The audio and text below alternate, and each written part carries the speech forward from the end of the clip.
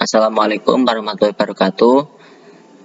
Saya perwakilan dari kelompok 1 ingin menjelaskan tentang produk domestik bruto atau PDB yang beranggotakan Fatma Rimel, Ahmad Reza Zulfi, saya Askabul Kafi, Aryan Anugrah, dan Daniel Horas. Yang pertama ada konsep dan definisi PDB. PDB sendiri adalah nilai akhir barang dan jasa yang dihasilkan oleh seluruh unit dalam sebuah negara dalam periode tertentu, atau juga dapat diartikan jumlah nilai tambah barang dan jasa yang dihasilkan oleh seluruh unit usaha dalam suatu negara dalam periode tertentu.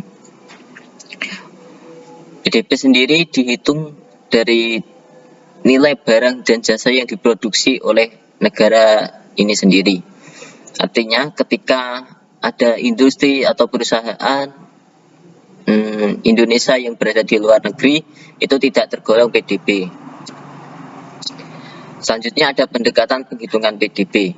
Yang pertama ada pendekatan produksi. Pendekatan ini adalah jumlah nilai tambah atas barang dan jasa yang dihasilkan oleh berbagai unit produksi di wilayah suatu negara dalam jangka waktu tertentu. Lalu yang kedua ada pendekatan pengeluaran. PDB ini merupakan semua komponen permintaan akhir yang terdiri dari konsumsi, investasi, pengeluaran pemerintah, dan ekspor neto. Lalu yang terakhir ada pendekatan pendapatan. PDB ialah jumlah barang jasa yang diterima oleh faktor-faktor produksi yang ikut serta dalam proses produksi dalam suatu negara dengan jangka waktu tertentu. Lalu bagaimana cara menghitung PDB? Caranya di sini ada 3 macam, sama seperti yang saya jelaskan tadi. Yang pertama ada pendekatan produksi, yaitu meliputi produksi seluruh barang atau jasa yang dihasilkan negara ini sendiri. Saya contohkan di sini produksi pertanian, yaitu ada jagung, kentang, brokoli. Dengan masing-masing harga apabila diubah menjadi dolar ada 1,5, 2,5, dan 2. Sementara kinya sendiri ialah jumlah produksinya. Jumlah jagung 25, kentang 75, brokoli 25. Lalu rumusnya P1 kali Q1 tambah P2 kali Q2 tambah P3 kali Q3. P sendiri ialah harga barang ini, dan Q sendiri ialah jumlah barang. Kita kalikan dahulu perkaliannya. Setelah sudah, kita turunkan 37,5 tambah 77,5 tambah 50, lalu kita jumlahkan, dan hasilnya adalah 165. Yang kedua ada pendekatan pengeluaran. Pendekatan pengeluaran di sini ada konsumsi atau bisa disingkat C, pengeluaran pemerintah, investasi, ekspor impor.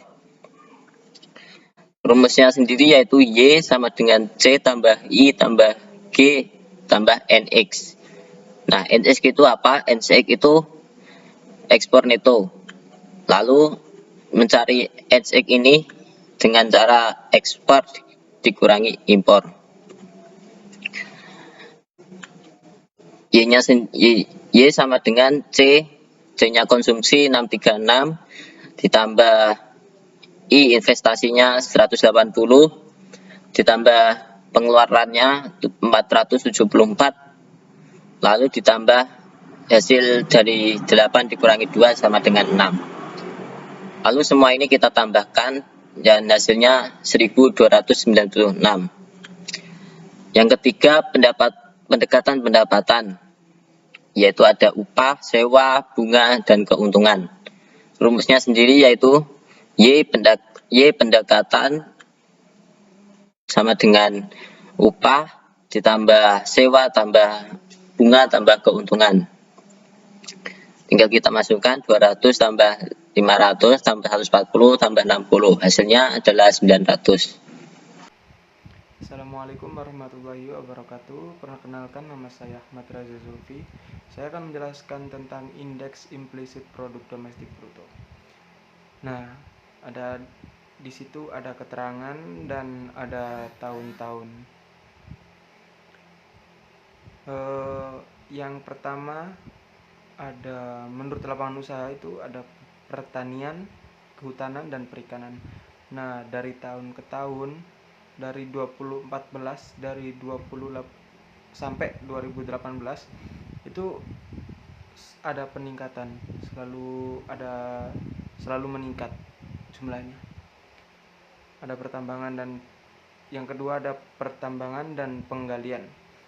Terus ada industri dan pengolahan. Yang kelima ada pengadaan listrik dan gas. Yang keenam ada pengadaan air, pengelolaan sampah, limbah dan daur ulang.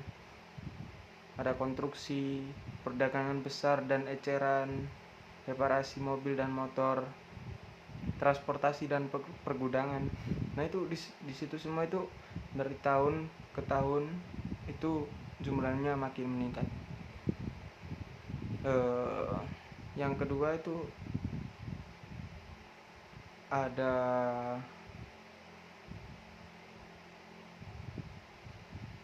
nasional perekonomian dua sektor.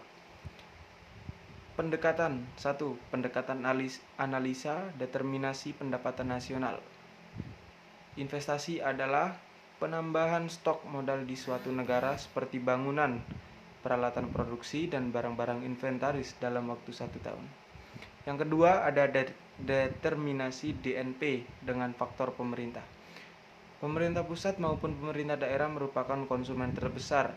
Oleh karena itu, dalam penghitung GNP harus mengikut sertakan nilai produk yang dikonsumsi atau diinvestasikan oleh seluruh bangsa secara kolektif. Dengan demikian, kita harus memasukkan barang-barang pribadi dan barang-barang yang berupa fasilitas umum. Yang ketiga, kaitan investasi dengan tabungan. Nah, salah satu kaitan penting dalam perhitungan pendapatan nasional adalah kaitan antara tabungan dan investasi. Untuk mengukur investasi tersebut dapat dilakukan dengan pendekatan arus barang dan pendekatan arus biaya, arus penghasilan atau biaya. Terima kasih. Baik, di sini nama saya Atma Rimel. Saya akan melanjutkan presentasi berikut. Nomor 2, fungsi konsumsi dan tabungan. Konsumsi dan tabungan. Konsumsi adalah komponen tunggal terbesar dari GNP, mencakup 66% dari pengeluaran total. Komponen utama dari konsumsi adalah perumahan, kendaraan bermotor, makanan, dan pelayanan kesehatan. Ada 3 komponen utama konsumsi. Yang pertama, barang-barang tahan lama seperti mobil. Yang kedua, barang-barang tidak tahan lama seperti makanan. Yang ketiga, jasa-jasa seperti pendidikan tinggi. Tabungan merupakan bagian pendapatan yang tidak dikonsumsi. Jadi, tabungan adalah pendapatan dikurangi konsumsi. Selanjutnya, fungsi konsumsi. Fungsi konsumsi menunjukkan hubungan-hubungan antara tingkat pengeluaran konsumsi dengan tingkat pendapatan disposable per orang. Titik impas atau break-even point terjadi bila mana tingkat pengeluaran tepat sama dengan pendapatan disposable. Faktor-faktor yang menentukan konsumsi adalah A. Pendapatan disposable. B. Pendapatan permanen adalah tingkat pendapatan yang akan diterima rumah tangga. C. Kekayaan atau faktor lain kekayaan membuktikan bahwa kekayaan yang lebih tinggi mengakibatkan konsumsi lebih tinggi. Bismillah, perkenalkan dulu, nama saya Royan. Saya akan menerangkan tentang investasi dan multiplier investment. Investment atau investasi capital formation. Investasi adalah penanaman modal atau penambahan alat produksi guna menaikkan harga produk nasional. Fungsi investasi dengan pendapatan nasional IO tambah AY, di mana besarnya pengeluaran investasi dalam masyarakat, IO besarnya pengeluaran investasi pada tingkat pendapatan nasional sebesar 0. A. Hasrat investasi marginal propensity to investment. MPI, bentuk-bentuk investasi atas dasar hubungan pendapatan nasional Investasi disebabkan oleh autonomous investment, endogenous investment. Atas dasar pelaku pelaksanaan investasi, maka pelaksanaan investasi terbagi atas public investment, private investment, foreign investment. Dipengaruhi oleh menurunnya tingkat bunga, penemuan baru dalam bidang teknologi, meningkatnya jumlah penduduk, meluasnya pasar produksi masyarakat. Secara otomatis apabila investasi bertambah, maka nilai MAC juga akan bertambah.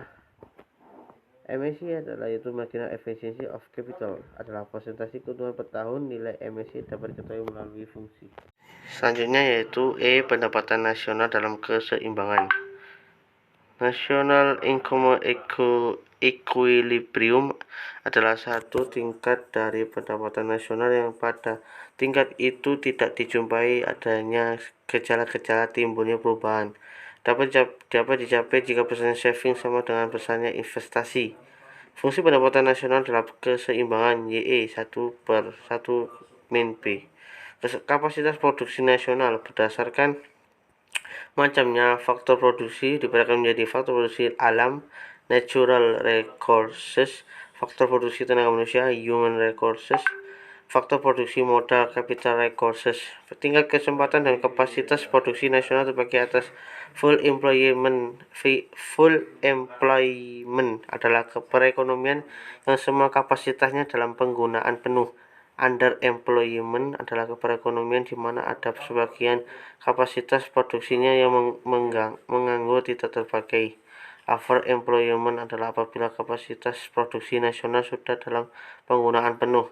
Inflationary dan deflationary. Inflationary gap adalah keadaan di mana besarnya angka perbedaan antara jumlah investasi lebih tinggi daripada saving. Full employment.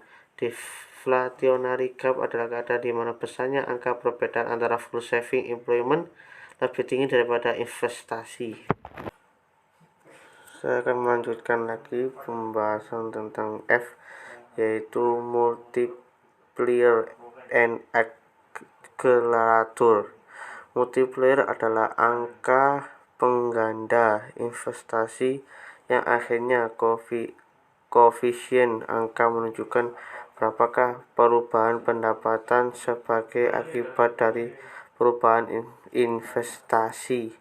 Apabila multiplier dinotasikan dengan K, maka K sama dengan 1/MPS. Akselerasi adalah angka yang menunjukkan seberapa besar nilai investasi sebagai akibat dari bertambahnya konsumsi. ACC, core dan core.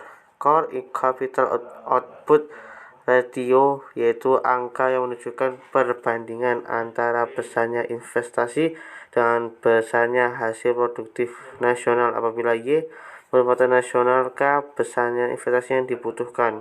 Core sama dengan K per Y, maka core K per Y equal incremental capital output ratio, yaitu angka yang menunjukkan perbandingan antara pertambahan investasi dengan pertambahan pendapatan. Perkenalkan, nama saya Daniel Rasibarani. Pada kesempatan kali ini saya akan menjelaskan tentang pendapatan nasional keseimbangan atau National Income Equilibrium perekonomian dua sektor. Keadaan ekonomi yang diharapkan oleh suatu negara meliputi 1. Tingkat kesempatan kerja yang tinggi. 2. Peningkatan kapasitas produksi nasional yang tinggi. Yang ketiga, tingkat pendapatan nasional yang tinggi. Yang keempat, keadaan perekonomian yang stabil. Yang kelima, neraca pembayaran LN yang seimbang atau NPI tidak defisit. Yang keenam, distribusi pendapatan yang lebih merata. Dalam analisa pendapatan nasional atau APN, pembahasannya dibagi menjadi beberapa tahap, yakni APN untuk perekonomian tertutup sederhana atau tanpa kebijakan fiskal. Perekonomian dua sektor. Asumsi dengan rumus Y sama dengan C plus I. C itu adalah konsumsi atau consumption dan I itu adalah investasi. APN untuk perekonomian tertutup dengan kebijakan fiskal atau perekonomian tiga sektor. A. Sistem pajak sederhana atau besar pajak sudah tertentu. B. Sistem pajak yang built-in flexible dengan asumsi Y sama dengan C plus I plus G, yaitu konsumsi plus investasi plus government atau pengeluaran pemerintah. APN untuk perekonomian terbuka atau perekonomian 4 sektor. A. Tanpa kebijakan fiskal. Asumsi dengan rumus Y sama dengan C plus I plus X min M dalam kurung C adalah konsumsi, I adalah investasi, dalam kurung X min M itu adalah ekspor dikurangi import. B. Dengan kebijakan fiskal. 1. Sistem pajak sederhana. 2. Sistem pajak yang built-in fleksibel. Dengan rumus Y sama dengan C plus I plus G plus dalam kurung X min M. C-nya adalah konsumsi, I-nya adalah investasi, G-nya itu government atau pengeluaran pemerintah, X adalah ekspor, M-nya adalah import. Baik, selanjutnya dalam pembahasan tentang APN, asumsi untuk keadaan perekonomian yang dibahas atau misal untuk perekonomian tertutup dengan kebijakan fiskal atau tidak, atau perekonomian terbuka, mempengaruhi besarnya angka penggadaan yang dihasilkan. Berikut pembahasan tentang APN. Pendapatan nasional. Untuk mengukur keberhasilan suatu perekonomian antara lain dengan melihat pendapatan nasional, produk nasional, tingkat kesempatan kerja atau KK, tingkat harga, dan posisi neraca pembayaran internasional atau NPI. Dari berbagai tolak ukur tersebut, yang menjadi pusat perhatian ekonomi makro adalah pendapatan nasional atau national income, yang dalam artian tertentu nilainya tidak berbeda dengan produk nasional atau national product. Perkiraan pendapatan dan produk nasional merupakan rekening atau perkiraan atau disebut juga account yang memuat di satu sisi komponen-komponen pendapatan nasional dan di sisi lain komponen-komponen produk nasional. Sekian penjelasan dari saya, kurang lebihnya mohon maaf. Terima kasih.